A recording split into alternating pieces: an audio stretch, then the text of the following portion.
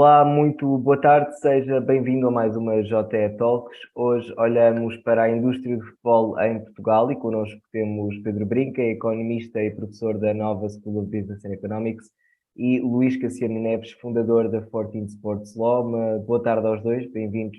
Antes de mais, à primeira vez que cobrimos este tema no Jornal Económico, um especial que segue para as bancas com a nossa edição impressa esta sexta-feira. Pedro Brinca, eu começaria por si para pegar aqui num estudo que elaborou sobre o impacto da negociação centralizada dos direitos televisivos em Portugal, que estima que os três grandes clubes, Sporting, Benfica e Porto, possam ter aqui uma quebra de receita anual entre os 10 e os 25 milhões de euros.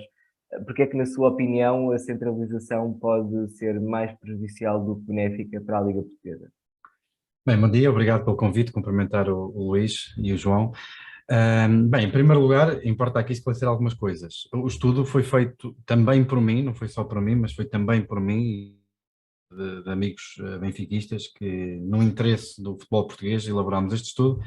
Não obstante, para ir diretamente à pergunta que me fizeste, esta questão tem essencialmente a ver com duas coisas. É impossível haver um modelo de negociação centralizada sem ter um modelo de distribuição de receitas associado. Quando o modelo é negociação individual, o modelo de distribuição de receitas está feito, não é? O clube que negociar as receitas recebe essas receitas e está feito, não é? Quando temos negociação centralizada tem que haver um modelo, tem que haver um acordo relativamente a como é que essas receitas vão ser distribuídas. É relativamente pacífico que a negociação centralizada por si até pode fazer com que o bolo seja maior ou então, dependendo das circunstâncias, até deixa menos do que a negociação individual. O problema é que essa variação, quer um potencial aumento ou um evitar de uma descida mais acentuada, não compensa, ok, pelas contas que fizemos, e podemos analisá-las com mais cuidado, não compensa aquilo que irá suceder aos clubes por via da redistribuição. É preciso ver que é um facto que na Europa, Portugal, a Liga Portuguesa é a única das top 10 e até mais que tem a negociação individual, mas é também bom de ver que a Liga Portuguesa tem um conjunto de especificidades que a diferenciam em boa maneira de todos os outros casos. Por exemplo, uma altíssima concentração de adeptos em três clubes. Dependendo de várias sondagens, várias coisas que foram feitas, 94,5% dos adeptos são do Benfica, Porto e Sporting. Isto faz com que quê? Isto faz com que, por exemplo, um país com 10 milhões de habitantes, com relativo poder de compra mais baixo, por exemplo, que a Holanda ou a Bélgica, não obstante, consegue ter uma performance dos seus clubes superior aos clubes desses países e dessas ligas, como é o caso da Holanda e da Bélgica. A Holanda, nos últimos 20 anos, ou 21 ou 22 anos, ficou duas vezes, a última este ano, à frente de Portugal no ranking da UEFA. E porquê é que isso sucedeu? Porque eles lá dividem tudo, eles espalham os ovos todos pelas cestas todas. Em Portugal isso não acontece. Em Portugal os sócios estão muito concentrados, a negociação individual levou a uma concentração de 74,5% das receitas nos três grandes, e a Holanda, apesar de ter 17 milhões de habitantes com muito mais poder de compra, repare-se que consegue, mesmo assim, ter uma performance muito abaixo, quer em termos de gerar receita, quer desportiva, do que a Liga Portuguesa. Gera-se esta ideia que, de facto, a negociação centralizada vai conseguir, de facto, gerar Vai receita. começar a acontecer já a partir de 2028, portanto não falta muito tempo. Que irá conseguir gerar receitas nunca vistas. Eu gostava de lembrar as pessoas, e as pessoas usam muito o caso espanhol como referência, que em 2015, em 2014, 2015, não estou em erro, a Liga Espanhola, por decreto real, passou de facto a negociação centralizada. E as receitas aumentaram 55%. Isso é um facto, é indesmentível, não é sequer argumentável, porque é um facto. Mas é bom lembrar que há outros factos que dão outra luz e dão outro contexto a esta observação. Em primeiro lugar, na mesma altura, também entrou num novo ciclo de direitos televisivos e já tinha a negociação centralizada. Também teve um aumento comparável ao da Liga Pedro, Espanhola. e importa também referir, se calhar, que aquele que é o sistema de média a funcionar em Espanha não é remotamente parecido com aquele que existe em Portugal, em que, quando esta negociação de facto acontecer, os quatro operadores, grandes operadores, são todos sócios do mesmo canal. Pronto, isso é a segunda parte da pergunta. Uma questão é se o modelo de centralização por si leva a um aumento da receita. E depois há outra parte que é a estrutura do mercado, isso é a segunda parte que eu posso falar a seguir e que, como o João diz, e bem, provavelmente até é a mais importante de todas, não é? Pronto. Mas só para terminar esta parte, veja-se que a Inglaterra, por exemplo, a Liga Inglesa, na mesma altura que a Liga Espanhola passou de individual para centralizada, também negociou um novo ciclo de direitos televisivos. O que aconteceu às receitas? Também aumentaram tanto ou mais que a Liga Espanhola. E sabem qual foi a liga onde aumentou mais os direitos televisivos entre o ciclo que acabou em 2015 e o que começou a seguir? Foi a Liga Portuguesa com aumento de mais de 100%, com negociação individual. Por isso este mito de que vamos fazer uma negociação centralizada, centralizando as receitas disparam e passam para os 300, 350 milhões. Eu acho fantástico a UI fazer projeções de 300, 350 milhões de receitas para a Liga Portuguesa sem qualquer fundamentação em termos de estratégia comercial que possa fundamentar estes números. Mas pronto, independentemente disso, este mito de que centralizar implica multiplicar as receitas por 2 ou por 3, que era o que seria necessário para que, aplicando um modelo de redistribuição que já foi avançado até por Tiago Madureira, o diretor executivo da Liga, é um órgão de comunicação social, não fizesse com que os 3 clubes grandes fossem prejudicados. 3 clubes grandes que, juntamente, 92% dos pontos obtidos nas competições europeias. Por isso, e agora termino com esta parte, que é o seguinte: se de facto a centralização não levar a um aumento de receitas, e significativo aqui, quero lembrar que estamos a falar de pelo menos a duplicação das receitas, o modelo de distribuição que foi apresentado vai levar a que aconteça o quê? Que haja uma redistribuição de receitas dos grandes para os pequenos, ok?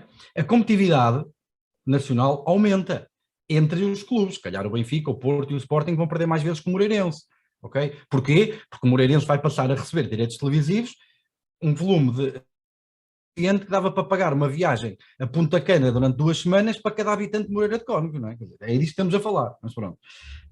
Agora, o que é que vai acontecer também?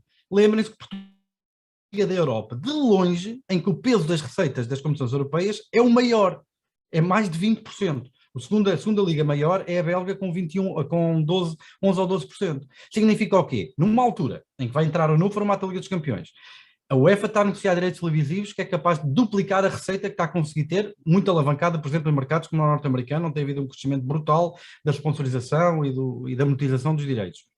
Em que vai haver mais jogos, em haver mais dinheiro das competições europeias a distribuir pelos clubes. O que é que nós vamos fazer? Vamos tirar capacidade competitiva aos clubes que mais pontos fazem nas Já competições lá europeias. vamos essa questão da competitividade, até porque a competitividade dos clubes neste palco europeu, eu falava aqui um bocadinho com o Luís Cassiano Neves, esta competitividade está muito também ligada à capacidade dos próprios clubes e dos países de reterem aquele que é o talento que formam em casa. E Portugal é visto como uma fábrica de grandes jogadores.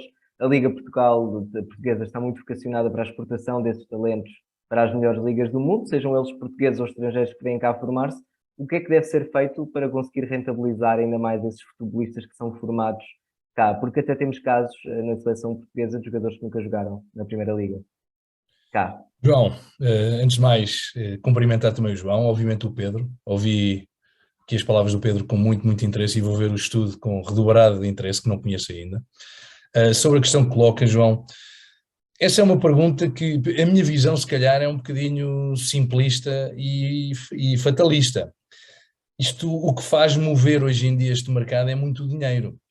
É evidente que Portugal é de facto uma fábrica de talentos, como disse bem. Os clubes portugueses têm tido, e apesar de circunstancialmente poder haver críticas à menor ou maior aposta nos talentos produzidos pelas academias e sobretudo pelas maiores academias nacionais, a verdade é que nós temos conseguido, através das equipas B, através da Liga 23, da Liga Revelação, portanto, tem havido uma capacidade enorme de colocar no pipeline, na montra, por assim dizer, uma série de jovens jogadores que depois ganham uma valorização muito rápida, porque as ligas portuguesas, sobretudo a Primeira Liga Portuguesa, tem uma capacidade de exponenciar valor de mercado muito significativa, porque é uma liga que tem credibilidade do ponto de vista da tradução dos índices de competitividade que aqui são registados para patamares mais elevados, mas a verdade é só uma, João. Os clubes portugueses só vão reter talento durante mais tempo se tiverem capacidade financeira para o fazer. Porque as Big Five, e sobretudo eu diria que Inglaterra, mas também obviamente Itália, Espanha, Alemanha e em certa medida França, põe em cima da mesa condições que os clubes portugueses pura e simplesmente não conseguem reproduzir. E se conseguem é circunstancialmente para 2, 3 jogadores dos 3 maiores plantéis em Portugal. E, portanto, se não houver essa capacidade para gerar mais receitas, não haverá uma capacidade reforçada de reter talento. Isto, apesar e sem prejuízo de haver, por exemplo, eu lembro-me de ter lido uma entrevista do Ruben Dias, em que ele assumia muito claramente que não lhe interessava sair do Benfica apenas por razões financeiras. Portanto, era um homem que desde muito cedo, e porventura consciente da sua extraordinária capacidade atlética e desportiva, que desde muito cedo colocou como ponto fulcral de uma transferência o projeto esportivo, a que se aliava, obviamente, a questão financeira. Mas o Ruben, se calhar, é a exceção entre O outlier. regra. Exato, porque nós não podemos pensar que, eu não sei qual é que é, se calhar o Pedro até tem esse número, mas se nós pensarmos apenas na realidade dos 4 ou 5 maiores clubes nacionais, nós podemos pensar que se calhar um salário médio do plantel destes 3 ou 4 maiores clubes nacionais será 400, 500 mil euros brutos. Não sei se chega a tanto, mas poderá ser isso. E depois temos, obviamente, pessoas que ganham muito acima disso em termos de salário bruto. Ora, 500 mil euros brutos, que é um salário extraordinário na Liga Portuguesa, é um salário mediano e facilmente pagável por clubes do fundo da tabela de qualquer um dos Big Five. Portanto, basta pensar que um jogador que em Portugal ganha 200 ou que ganha 150, se lhe oferecem 500, como é que nós podemos a este jogador dizer para não sair? Para recusar. Não se diz, não se diz. Luís, voltando aqui a esta conversa das receitas vindas dos direitos televisivos que o Pedro aqui estendeu a mesa para nós, a pandemia claramente acelerou aqui a necessidade das sociedades desportivas no sentido de diversificar essas receitas, como você dizia, para que não se fiquem totalmente dependentes das receitas dos direitos televisivos ou mesmo das transferências, como acabou de explicar. Com a torneira dos bancos efetivamente cortada, o que é que podem os clubes fazer para contrariar esta solução? Onde é que vão buscar dinheiro? É a questão. Nós temos trabalhado, essa questão é uma questão absolutamente... Pedro, não sei se o Pedro queria aqui... Sim. Eu, por acaso, eu até ia... Não, pensava que a pergunta era para mim. Eu até ia, pois, eu vou só fazer uma nota, se calhar, porque eu não tenho grande capacidade para responder, e até vou fazer uma pergunta ao Pedro, porque tenho curiosidade. Aliás, o Pedro, na sua alocação inicial, eu já fiquei aqui com 4 ou 5 questões para colocar.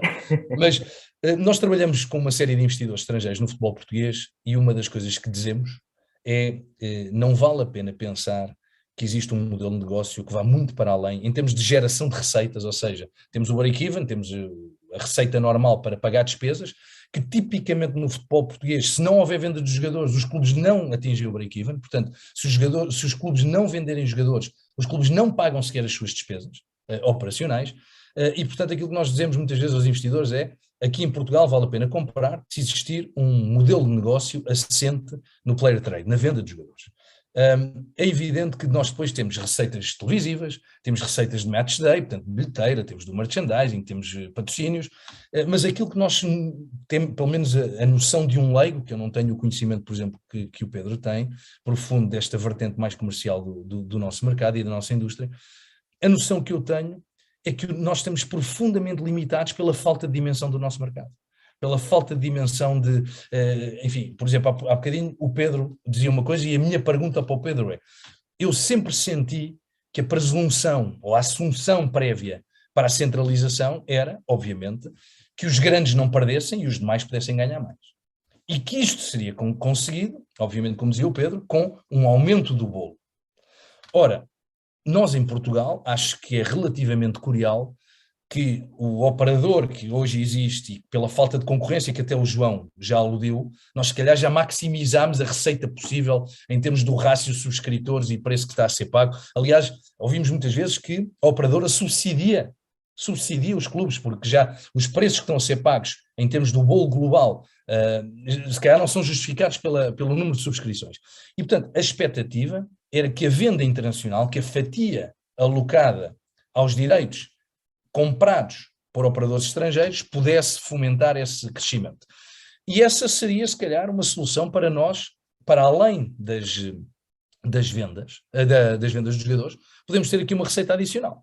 E, portanto, isso era uma pergunta que eu fazia ao Pedro, e se isso é realista esperar isso. E a segunda é, eu não sei em que medida é que a muito longo prazo a criação de uma liga internamente mais competitiva vai potenciar um tipo de receitas que neste momento não existe e que é receitas de match day, receitas de merchandising, receitas de patrocínios que poderão estar mais interessados numa liga mais competitiva. Isto são duas questões que eu deixo em cima da mesa, embora as duas eu tenha sérias reservas sobre elas, mas eu também, se calhar, nisto sou um pessimista. Pedro, gostava de responder. Claro. Então, bem, primeiro dizer que o Luís tem 300% de razão quando diz que há uma questão de tamanho de mercado, ok? E também acertou em cheio quando disse que provavelmente as receitas do ponto de vista da televisiva já estão maximizadas, porque, como é sabido, comum, a Sport TV tem vindo a apresentar prejuízos consecutivos, o que até poderia indiciar que havia aqui uma tal situação de subsídio que o Luís referiu.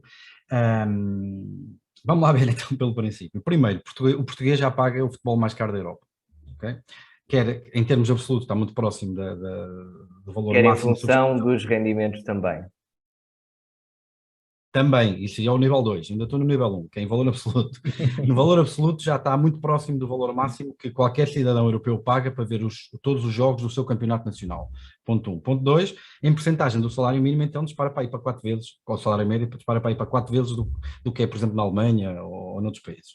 Por isso, por aí, eu acho que a capacidade de aumentar a receita nos direitos televisivos nacionais está severamente limitada. Nós fizemos contas, ver quantos subscritores é que teriam que aumentar para compensar a redistribuição que será feita pelo novo modelo de distribuição de receitas, e estamos a falar de subscrições na casa de 1.200.000 subscritores, mantendo os preços atuais, que já são elevados para a média europeia, o que significa que num país com 4,5 milhões de famílias, ter 25% de malta a pagar uma Sport TV parece-me e desfasado de qualquer realidade. Essa é a primeira, por isso eu acho que não há grande crescimento por aí. O Luís falou de um segmento interessante, que é a questão do internacional. O internacional há espaço para melhorar. Nós fazemos cerca de 8 milhões ano, são os números que eu tenho, a Holanda, por exemplo, faz 12, ok? Há definitivamente espaço para aí, nós temos mais potencial em termos de diáspora, várias razões. Não obstante, é bom lembrar, estamos a falar de 8 em 180. Ou seja, mesmo que a gente triplique, há de ser sempre residual. E depois há outra questão, que é o facto de nós termos uma abordagem comum para o mercado internacional não significa que obrigamos à negociação individual no mercado interno. Ok? Porque aí nós estamos sempre amarrados ao nosso destino, nós somos 10 milhões, com pouco poder de compra. Ok? E enquanto, e aqui é que é a chave, e eu acho que é aqui que está a resposta que eu queria dar ao Luís, enquanto o modelo de financiamento dos clubes, ou a capacidade competitiva dos clubes, for determinada pelo tamanho do mercado interno, Portugal tem feito milagres. Portugal tem feito milagres. A indústria do futebol português, e vamos lá ver, é muito maltratada. O João falou até em off de alguns debates mais acalorados noutros meios de comunicação e, se calhar, porventura, com menos focos na parte comercial. Milagres. Eu já estive em algumas reuniões, eu colaboro com a Federação frequentemente, estive numa recente da Federação Portuguesa de Futebol com a UEFA, e posso-vos dizer que a UEFA usa a Federação Portuguesa de Futebol, o trabalho que eles fizeram nas seleções, na capacitação de todos os quadros do futebol português e da indústria, não é como um bom exemplo de boas práticas, é o exemplo de boas práticas. Portugal, Benfica, Porto, Sporting, nós somos campeões do mundo de transferências. Nós temos sido extraordinários num modelo que eu acredito exatamente como o Luís disse, que é o único modelo que uma liga Tier 2, como é a portuguesa, tem como referência para poder vencer, que é servir de plataforma de valorização dos jogadores que não têm espaço imediato no palco mediático das maiores equipas. Só que para isso precisa de palco, precisa de presença nas competições europeias. O Benfica não teria vendido o Darwin se ele não tivesse jogado contra o Liverpool nos quartos de final da Liga dos Campeões este ano, pelo valor que vendeu, não teria. Não é? Ou seja, nós precisamos ter um modelo em que as equipas portuguesas conseguem manter pelo menos o acesso aos oitavos de final, ok? Para servir dessas montras e alavancar isto nesta transação dos jogadores. Não há outra hipótese. Enquanto o grosso das receitas e o grosso da capacidade competitiva dos clubes em Portugal for determinado pela participação pelo mercado nacional, como é o caso em cerca de 80% das receitas dos clubes portugueses, nós estamos limitados por isto. Agora, qual é a porta da saída? E a porta da saída, entre aspas, aqui, é o quê? A Liga dos Campeões, como eu disse há bocado, vai ter um aumento massivo de receitas. A Liga dos Campeões vai aumentar mais 2 jogos. Significa que Portugal, que neste momento tem cerca de entre 20% a 25%, consoante o ano, de dependência das receitas da Champions, para o total de geração de receitas dos clubes nacionais, essa percentagem, se nós conseguimos manter-nos lá, vai aumentar cada vez mais. E agora reparem numa coisa. O Bayern Munique, por exemplo, tem 16% dos adeptos na Alemanha. Mas na Europa, quanto é que tem? Tem quase nada. Na Europa, num mercado de 440 milhões, os sócios do Bayern Munique são residuais. Ou seja, num contexto europeu, a centralização e uma redistribuição extremamente equitativa consegue ativar. É preciso que isso aconteça para ativar os adeptos do continente inteiro. Em Portugal, nós precisamos de 3 clubes para ativar 94% dos adeptos. Percebe? Esta é que é a verdade. E o modelo da Liga dos Campeões vai ter que ser um modelo cada vez mais restritivo, porque senão só os adeptos da Alemanha e da Inglaterra é que vêm os jogos.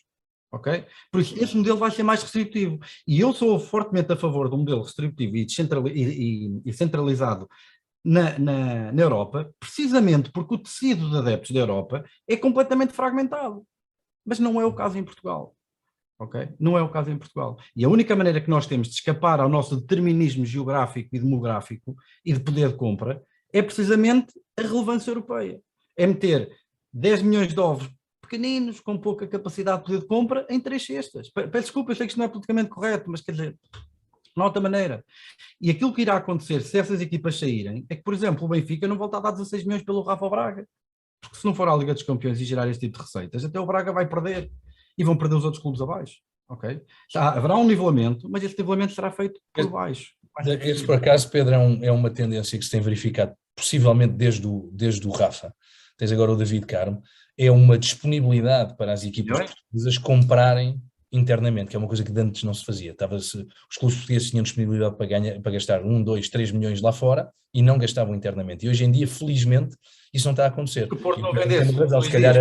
Se calhar a mais eficaz forma de distribuir alguma da riqueza gerada pelo futebol e pela nossa indústria aqui portuguesa é precisamente através destas transferências top-down.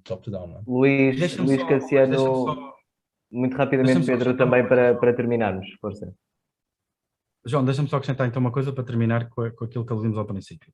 A Liga Portugal é bem intencionada, já tive a oportunidade e o privilégio de falar com o Tiago Madureira, que adorei a conversa. O Tiago é uma pessoa muito interessada e muito esclarecida e com excelentes ideias para o futebol português. Acho que é um bocadinho demasiado otimista. Eu acho que ele terá talvez um otimismo um bocadinho maior que aquilo que eu tenho relativamente à capacidade que, ao centralizar o negócio, por exemplo, em uniformizar as transmissões televisivas, as condições no estádio, até as eliminações, eu acho que ele está um bocadinho otimista demais à capacidade de aumentar a receita, até no segmento internacional, mas é bem intencionado e eu percebo perfeitamente aquilo que eles estão a querer fazer. Mas há aqui outra parte do mercado que aí sim estamos todos de acordo. É que aqui, relativamente ao modelo de centralização, há umas pessoas que são contra, outras são a favor, eu já pus aqui os meus argumentos, o Tiago também tem excelentes argumentos a favor, Tiago Madureira, mas há uma parte em que estamos todos de acordo. Se não houver concorrência, não há receita.